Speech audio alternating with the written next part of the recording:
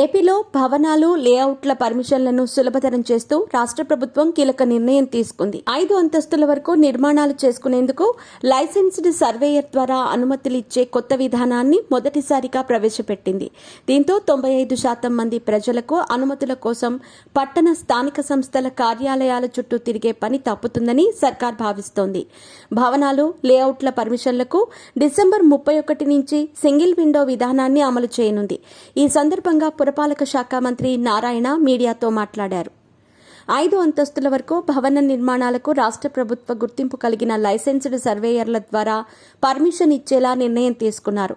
సర్వేయర్లే plan అప్లికేషన్లను ఆన్లైన్లో upload చేసి డబ్బులు చెల్లించిన వెంటనే పర్మిషన్ ఇచ్చేలా ఏర్పాటు చేశాం. నిర్మాణం ప్రారంభించాక పునాదుల దశ ఫోటోలను సర్వేయర్లే అప్లోడ్ చేయాల్సి ఉంటుంది.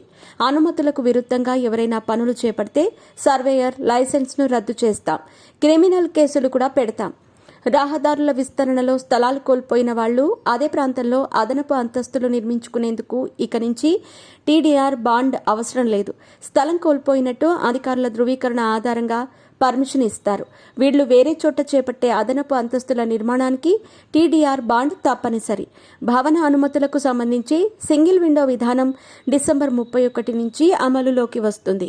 రెవెన్యూ, స్టాంపులు, రిజిస్ట్రేషన్, ఎయిర్పోర్ట్, అగ్నిమాపక, మైనింగ్, జనవనరులు, రైల్వే శాఖ నుంచి మున్సిపల్ ఆన్లైన్ పోర్టల్ ద్వారా పర్మిషన్లు వచ్చేలా ఏర్పాటు చేశాం. 500 చదరపు అడుగులు దాటిన నివాస భవనాలకు సెల్లార్ పార్కింగ్ పర్మిషన్ ఇవ్వాలన్న ప్రతిపాదనలను సీఎం ఆమోదించారు. 120 మీటర్ల కంటే ఎత్తైన భవనాల సెట్ బ్యాక్ పరిమితిని 20 మీటర్లకు కుదిస్తూ నిర్ణయం తీసుకున్నారు. ఎత్తైన భవనాల్లో పార్కింగ్ పోడియాన్ని 5 అంతస్తుల వరకు పర్మిషన్ ఇవ్వాలని సీఎం ఆదేశించారు. 10 అంతస్తుల కంటే ఎత్తైన భవనాల్లో రీక్రియేషన్ కోసం 1 అంతస్తు ఉండేలా పర్మిషన్లు ఇవ్వాలన్న ప్రతిపాదనలను కూడా ఆమోదించారు. ఇక నుంచి లేఅవుట్లలో 9 మీటర్ల వెడల్పులో రోడ్లు వదిలేలా వెసులుబాటు కల్పించామని మంత్రి తెలిపారు.